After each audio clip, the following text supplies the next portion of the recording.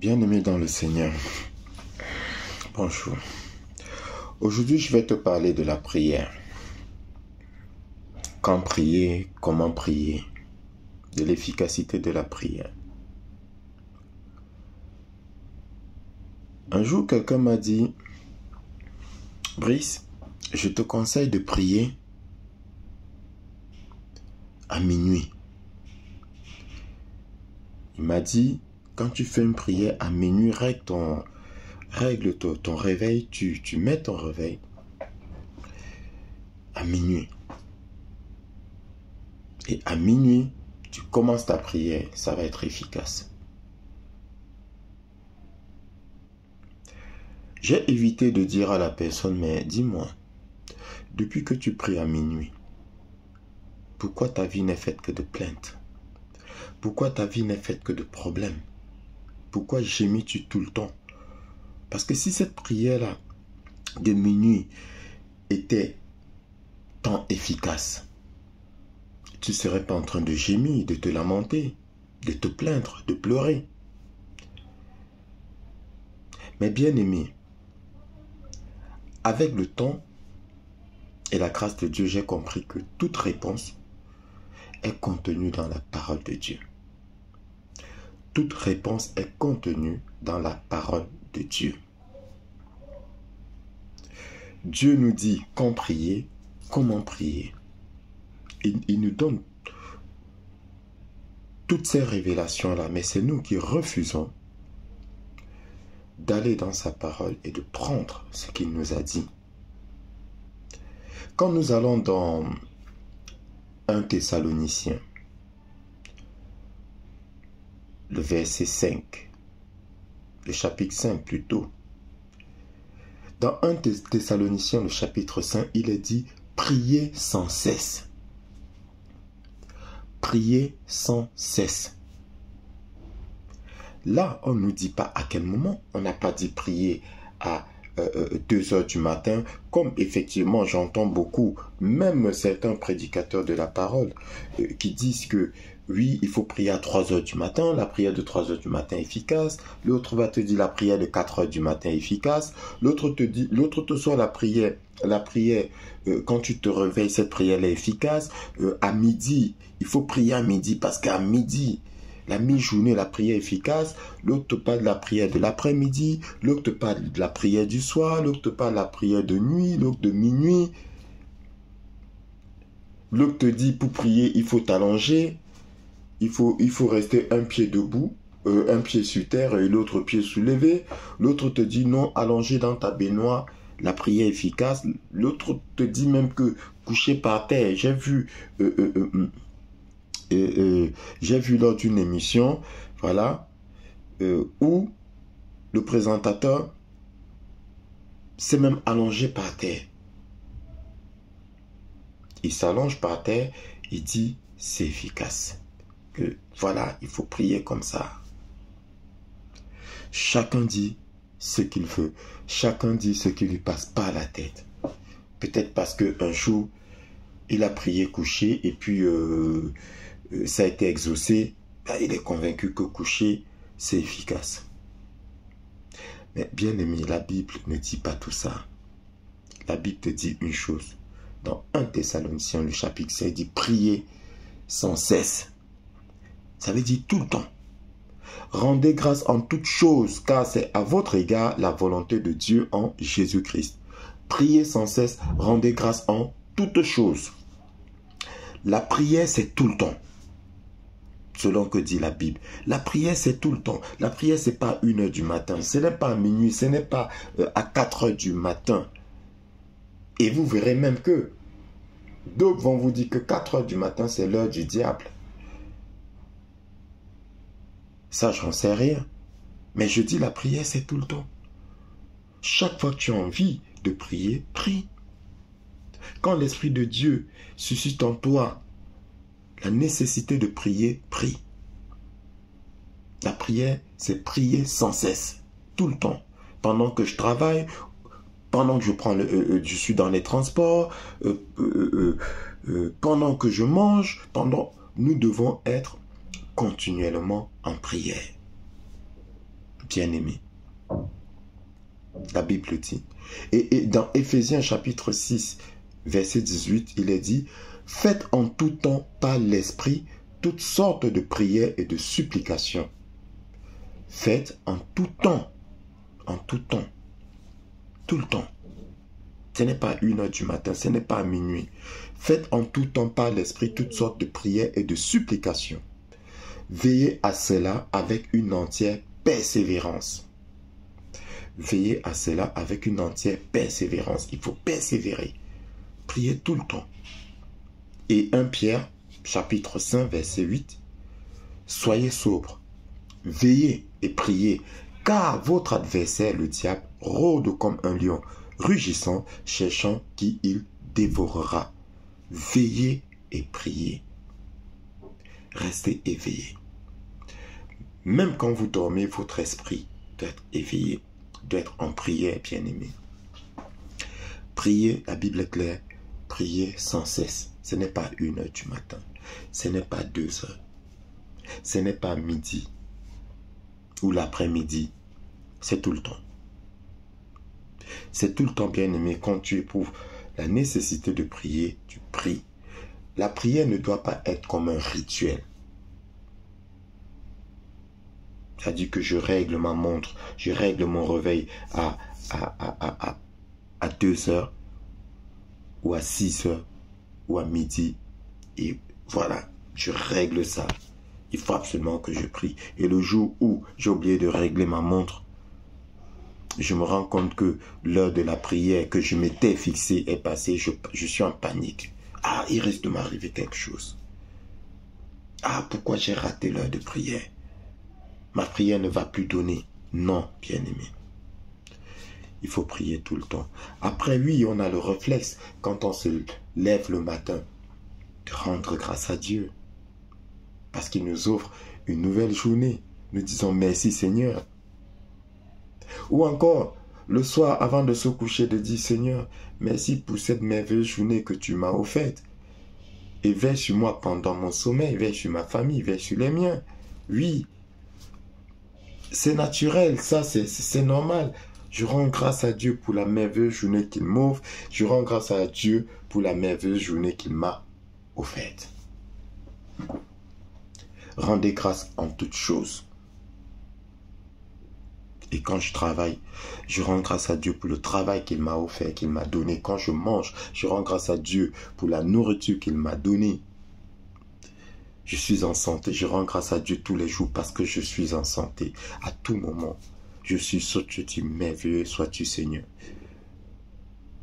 Parce que tu m'as donné la santé. Bien aimé, la prière, c'est sans cesse. Qu'on ne vous trompe pas. La prière, c'est pas 1h du matin. Et d'ailleurs, la Bible dit quoi? La nuit est faite pour dormir. Oui, il y a certains qui vont dire, oui, mais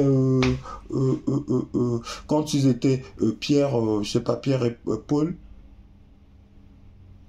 Pierre et Silas, ils ont prié la nuit. Mais pourquoi ont-ils prié la nuit?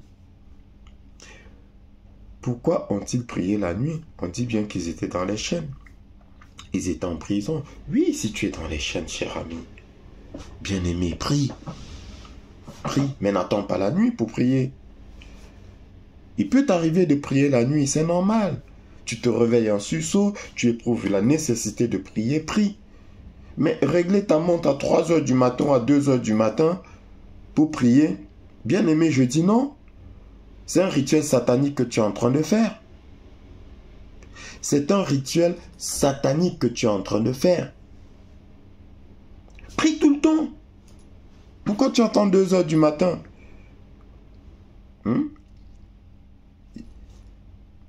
Je connais un pasteur qui disait que oui, il faut se lever à 3h du matin, 4h du matin. Il avait commencé à quelle heure?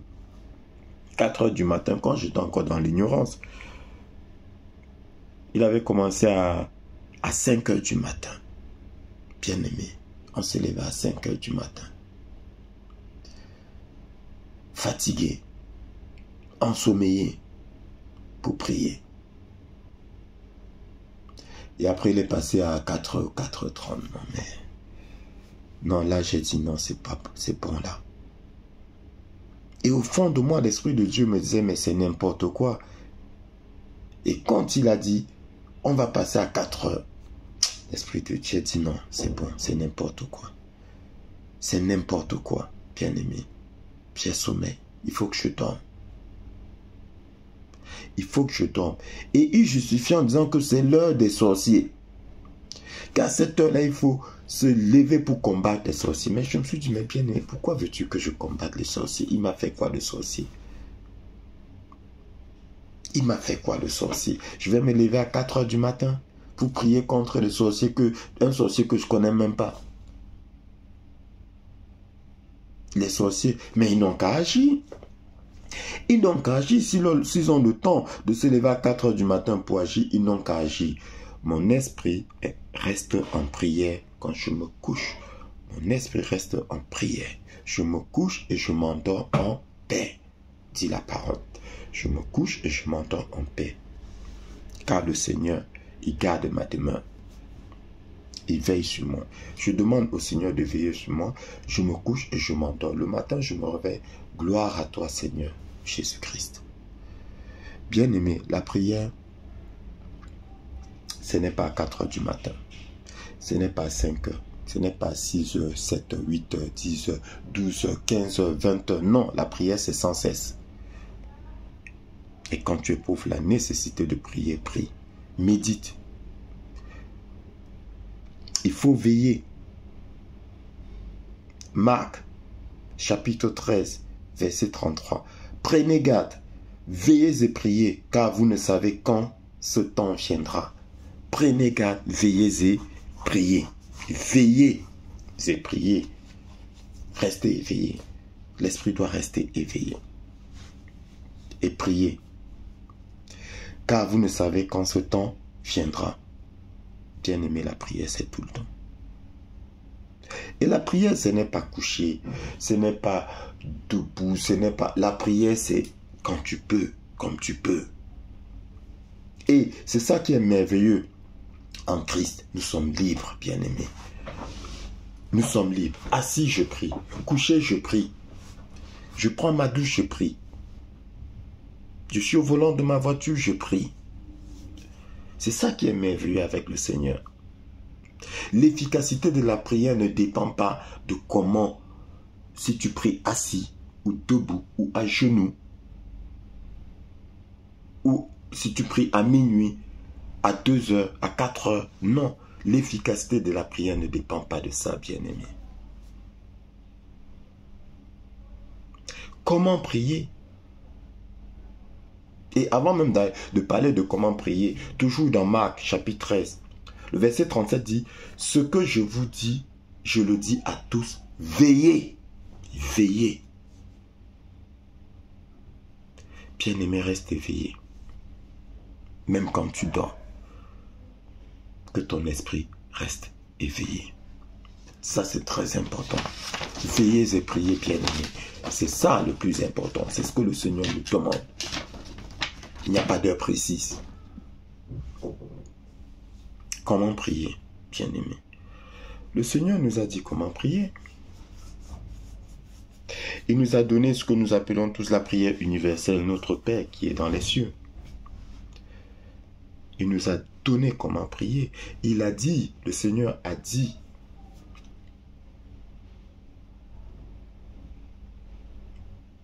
comment prier? Même quand tu jeûnes, bien-aimé, qu'est-ce que le Seigneur dit? Il dit, et quand tu jeûnes, d'accord, ne prends pas cette air affligé là. Comme certains, parce qu'ils jeûnent, les lèvres sont sèches, toutes blanches, ils sont attristés, malheureux. Et quand on leur demande, ils disent, ah, mon frère, c'est parce que je jeûne. Non. Le Seigneur dit, quand tu jeûnes, ondule ta tête. Sois rayonnant. Sois rayonnant quand tu jeûnes. Sois heureux. Ne montre pas aux gens que tu jeûnes. Et quand tu pries, ne montre pas, tu n'as pas besoin de montrer aux gens que tu pries. Il dit, prie dans le secret, va dans ta chambre. Prie dans le secret et ton Père qui est dans le secret, il écoute ta prière. Le secret, c'est quoi, bien-aimé? C'est ton cœur aussi. Prie dans ton cœur. Prie dans ton cœur, le Seigneur t'écoute. Mais la Bible dit quoi? Ne savez-vous pas que vous êtes le temple du Saint-Esprit? L'Esprit de Dieu en toi. Donc, si tu pries intérieurement, il t'écoute, bien-aimé. Ce n'est pas en criant haut et fort qu'il t'écoute. Non, il t'écoute. On dit que le Seigneur connaît nos pensées. Et le Seigneur dit, quand tu pries, il ne sert à rien de répéter de vaines paroles. Comme des païens qui pensent qu'à force de paroles, ils seront exaucés. Ce n'est pas parce que tu répètes la même chose plusieurs fois que tu vas être exaucé, bien-aimé. Non, non, non. Et c'est ce qui se passe. C'est ce qui se passe. L'autre va te dire, il faut prier pendant au moins 30 minutes. L'autre dit 1 heure. Mais bien-aimé, va prier 30 minutes. Et dis-moi si tu ne vas pas répéter les mêmes choses. Si tu pries dans l'intelligence, avec ton intelligence, bien-aimé, je te mets au défi de prier 30 minutes sans faire comme les païens qui répètent les mêmes paroles. Parce qu'ils pensent qu'en répétant, ils seront exaucés. Mais bien-aimé, tu demandes au Seigneur une fois. Tu prononces une phrase une fois, le Seigneur a écouté. Ce n'est pas en répétant. Comme certains disent, il ne faut pas lâcher Dieu. Il faut répéter, il faut l'énerver. Tu peux énerver Dieu. Il dit faut énerver Dieu pour comme ça, il va te donner. Il va dire, bon, celui-là, il m'énerve trop là et tout. Tu peux énerver Dieu. Ce que tu vas obtenir du Seigneur, ce n'est pas par rapport au nombre de fois que tu lui demandes, par rapport à l'intonation de ta voix, par rapport à l'heure à laquelle tu lui demandes. Non. C'est écrit dans la parole. Bien-aimé. L'efficacité de la prière ne dépend pas de la longueur de la prière. L'efficacité de la prière ne dépend pas de ta position, assis, debout, à genoux, couché, sur un pied, dans l'arbre, dans l'eau. L'efficacité de la prière ne dépend pas de ça, bien-aimé, ni de l'heure. Marc, chapitre 11, verset 25. J'adore ce verset, bien-aimé. J'adore ce verset. Le Seigneur dit. Le Seigneur Jésus-Christ lui-même, il dit, et lorsque vous êtes debout, faisant votre prière, si vous avez quelque chose contre quelqu'un, pardonnez, afin que votre Père qui est dans les cieux vous pardonne aussi vos offenses. Quand tu veux faire ta prière, bien-aimé, si tu as quelque chose contre quelqu'un parce qu'il t'a causé du tort, le Seigneur dit quoi? Pardonne avant de prier, afin que ton Père qui est dans les cieux te pardonne aussi tes offenses. Alors, verset 26, le Seigneur dit, mais si vous ne pardonnez pas, votre Père qui est dans les cieux ne vous pardonnera pas non plus vos offenses. Bien-aimé, si tu as de l'animosité dans le cœur, si tu as de la rancœur, de la rancune dans le cœur, tu ne pardonnes pas à ton frère et tu pries, bien-aimé, ça ne sert à rien. Ce n'est pas moi qui le dis, c'est le Seigneur lui-même qui le dit. Il dit que, mais si vous ne pardonnez pas, si tu ne pardonnes pas, il ne sert à rien de prier, parce que mon Père qui est dans les cieux ne va pas te pardonner tes offenses. Il ne te pardonnera pas tes offenses, bien-aimé. Non. Il ne sert à rien de prier. Parce que tu es pécheur. Nous sommes tous pécheurs. Le Seigneur ne nous écoute pas. Parce que l'exemple qu'il a montré, c'est un exemple de pardon. Père, pardonne-leur, ils ne savent pas ce qu'ils font. Nous avons craché sur le Seigneur Jésus-Christ. Nous l'avons piétiné. Nous l'avons tué, mais il a pardonné. Et toi, tu dis non, je ne veux pas pardonner. Tu refuses de pardonner. Et tu dis tu es enfant de Dieu. Et tu élèves une prière vers ton Père. Le Seigneur dit non, il ne sert à rien. Il ne te pardonnera pas. Il n'exaucera pas ta prière, bien-aimé. Bien-aimé, avant de prier, purifie ton cœur. Lave ton cœur. Lave ton cœur. Il y a certaines personnes, avant de prier, font ce qu'on appelle des ablutions. Ils lavent le corps. Mais parce que on leur a menti. Parce qu'on ne leur a pas dit la vérité. Oui, le Seigneur dit, avant de prier, tu dois être propre. Mais ils ont pris propre. Ce mot propre là, dans le sens corps propre. Bien-aimé, le Seigneur parle de ton cœur. Si tu es dans le désert, si tu es dans un endroit où il n'y a pas d'eau pour faire tes ablutions, ne vas-tu pas prier? C'est pourquoi je te dis, le Seigneur ici ne parlait pas du corps, il parle du cœur. Lave ton cœur. Tu dois avoir le cœur propre, le cœur pur, avant de prier ton Dieu, avant de prier ton Père, d'élever des prières à ton Père bien-aimé. Purifie ton cœur. Nettoie-le de toute saleté. Et la prie. C'est ce que le Seigneur dit. Et il te dit, avant ça, tout ce que vous demanderez en priant, croyez que vous l'avez reçu et vous le verrez s'accomplir. Ça s'appelle la foi. Il faut avoir foi en ce que tu demandes à Dieu. Quand tu demandes, dis-toi que cela t'est déjà accordé. Donc, bien-aimé, tu vois que le Seigneur te parle de la foi. Il te parle de la foi et il te parle aussi du pardon. Et nous ferons le résumé après dans un verset. La foi, le pardon. Et il te dit aussi dans Jean chapitre 16 verset 23, si vous demandez quelque chose à mon Père en mon nom, il vous sera donné. Si vous demandez quelque chose à mon Père en mon nom, il vous sera donné. Bien-aimé, le Seigneur te demande, te dit, il faut demander en son nom. Tu dois prier en son nom, au nom du Seigneur Jésus-Christ. Tu dois pardonner, tu dois purifier ton cœur, tu dois nettoyer ton cœur avant de prier. D'accord? Il faut prier avec foi. Et c'est pourquoi nous allons dans Jacques chapitre 5 verset 16 qui dit quoi?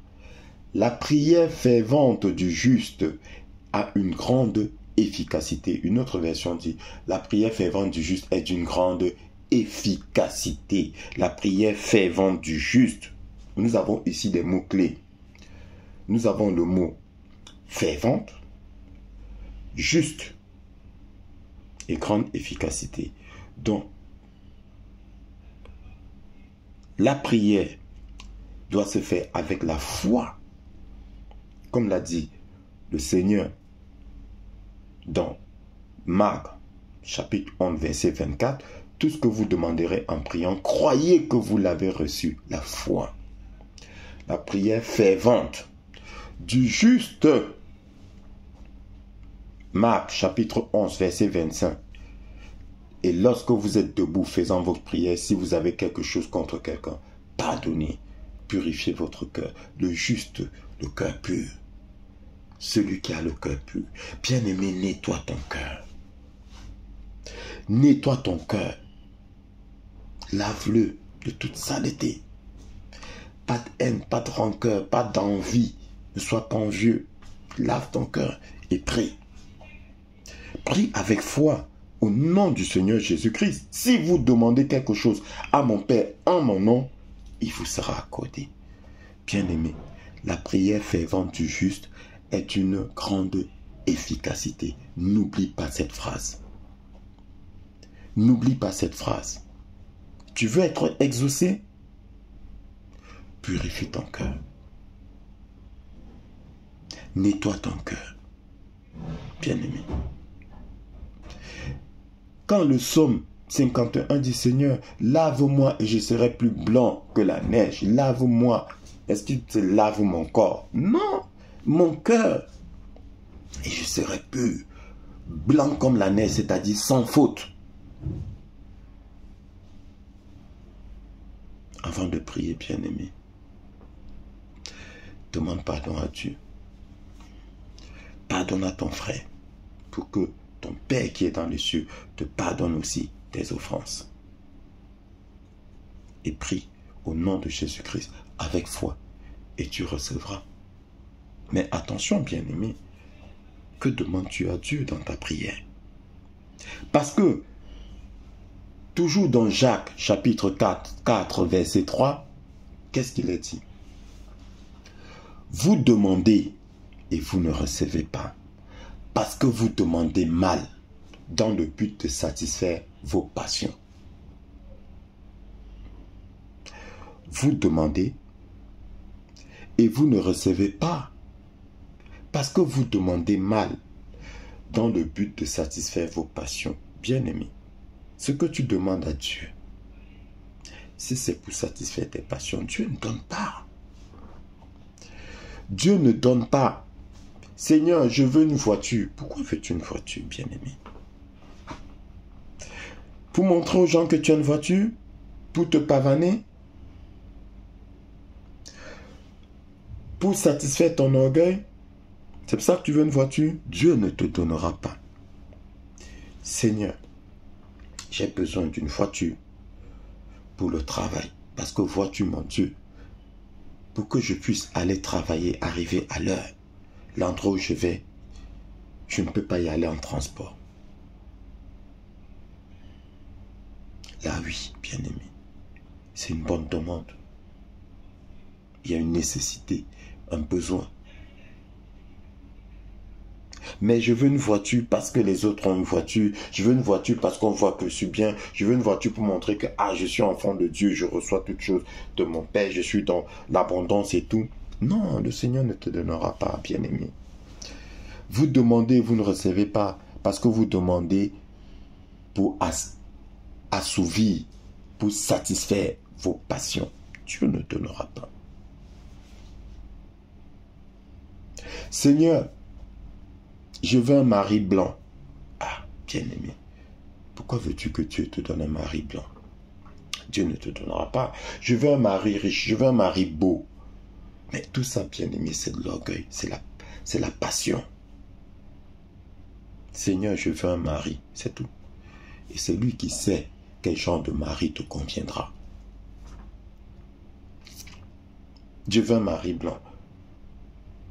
Donc, tu t'en fous de savoir si ce mari que tu veux est enfant de Dieu, croit en Dieu, comme toi tu crois en Dieu, est gentil, attentionné. Tu veux juste un mari blanc, ou bien tu veux juste un mari riche. Tu recherches la richesse, le reste ne t'intéresse pas. Dieu ne te donnera pas. Beaucoup me diront que, oui, mais je connais une sœur ou un frère qui a demandé comme ça, il a reçu. Mais il a reçu de qui? De Dieu. Bien-aimé, c'est parce que tu ne sais pas qu'il n'y a pas que Dieu qui donne. Non.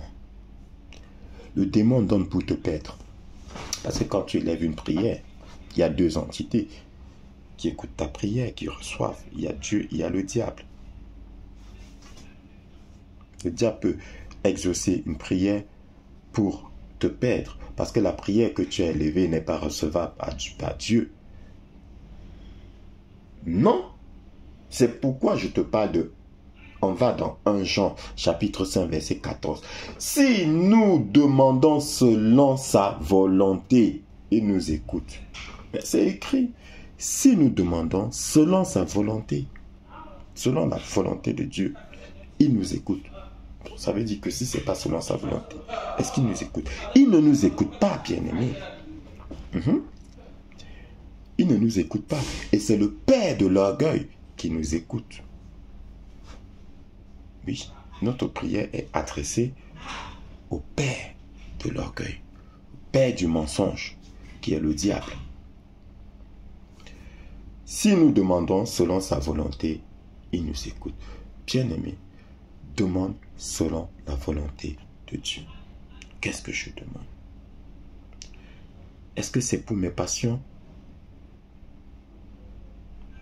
Si c'est pour mes passions, Dieu ne donnera pas. C'est pas moi qui dis, c'est Dieu lui-même qui le dit. C'est le Seigneur Jésus-Christ qui le dit.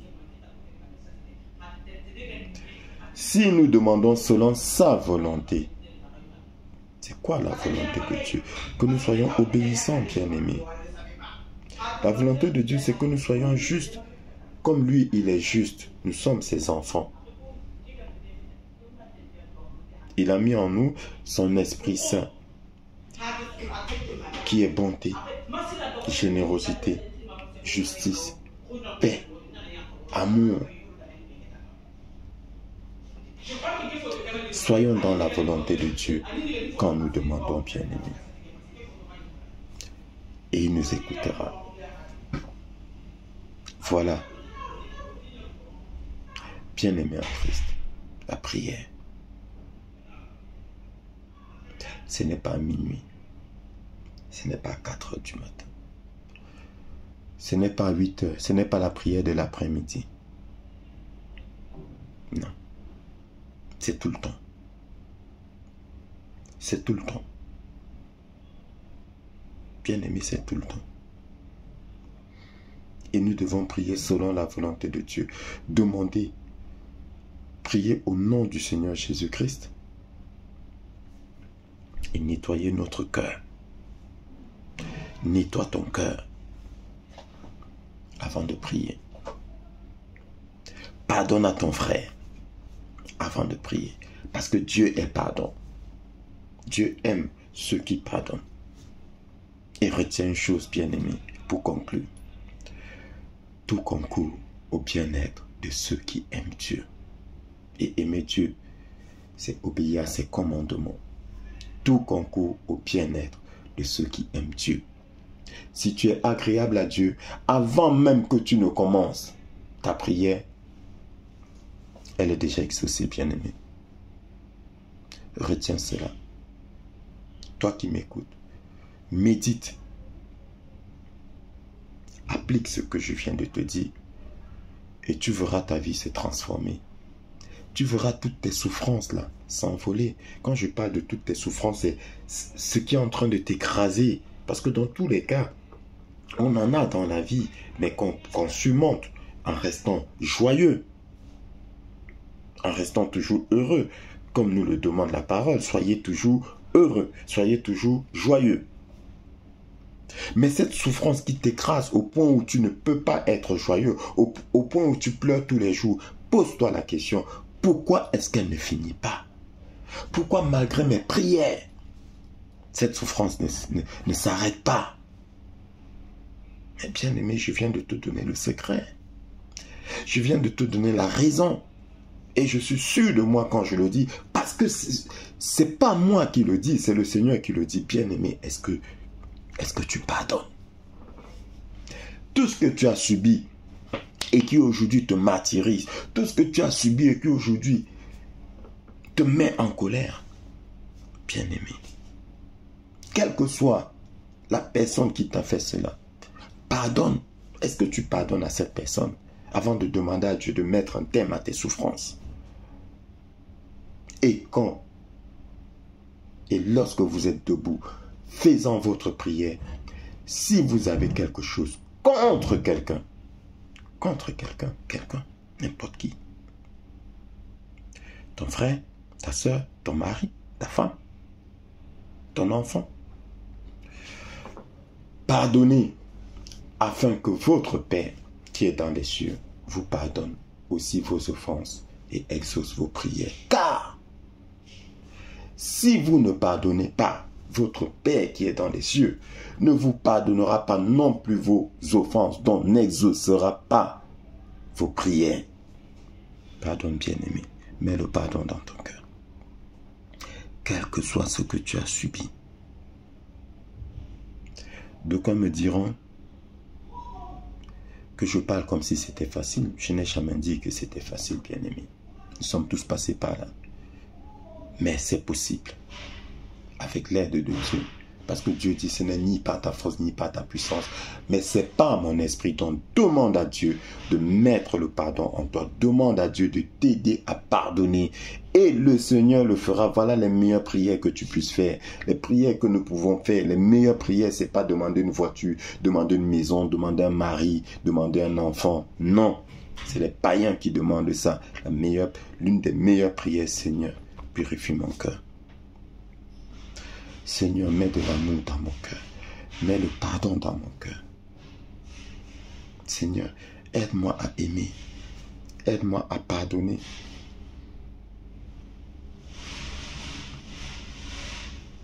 Aide-moi, Seigneur,